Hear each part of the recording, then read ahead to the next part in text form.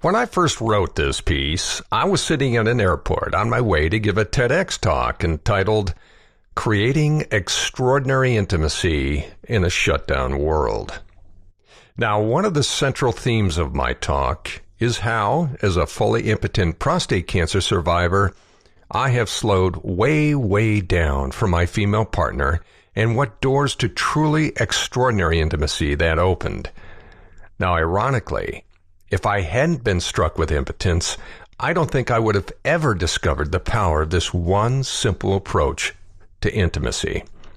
One that has changed forever my view and experience of what is possible between two people.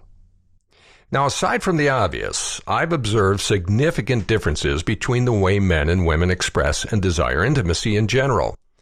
From a purely evolutionary standpoint, males are hardwired to spread their seed as far and often as possible. Now, this is part of the reason why most of us are ready so quickly and have a sense of urgency to get down to business, as it were, when we get hard. It is also, I believe, the reason why many male brains scream harder, faster when we sense our partner is near climax. Now, thanks to my impotence, I no longer have that sense of urgency, and being fully present for my partner has helped me quiet that voice in my head that tells me to be more intense as things heat up. Both of these allow me to slow down for her and please her in the way she wants. And this, of course, ends up being its own considerable reward. What women seem to want, again, very generally speaking, often changes with their age. During early childbearing years, fast and furious, as in ripping each other's clothes off, can be very exciting and frequent. And as women mature, their need and response to that kind of physical intimacy will often shift towards a gentler and slower approach, requiring more time to warm up and focus on the emotional connection and intimacy.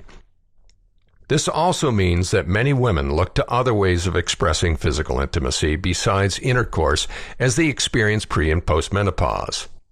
Now, this last fact can be particularly difficult for men to accept or acknowledge given how we are so exquisitely designed for that one particular act. A recent British university study showed that about 87% of all women vocalize or moan during intercourse, get this, primarily to boost their man's self-esteem and speed things up, as in, let's get this over with, versus, oh, I love it when you drill me like a jackhammer. Unfortunately, most women are reticent to share with their lover how and what they really like with respect to physical intimacy. This is mostly out of fear of abandonment and or hurting their partner's feelings. This unfortunately creates disconnect and considerable misconception as to the reality of what they prefer, intimately speaking. Now, what I'm about to share is what my partner and I do almost every time and results in lovemaking sessions that last for hours. Now, granted, every woman will have her own preferences, of course. I'm just sharing what works for us.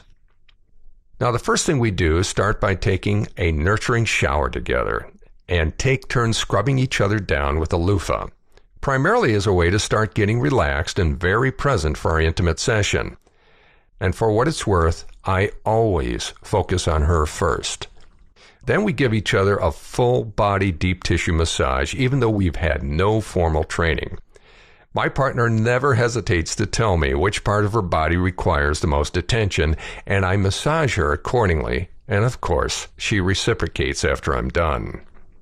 Then we go to intimate touching, and this can start with just a light caress of my fingertips along her skin and very gentle kissing on the lips as well as other parts of her body. Now, at this point, she is typically very ready for more overt sexual stimulation, which for us is primarily oral, given that my impotence precludes my ability to penetrate.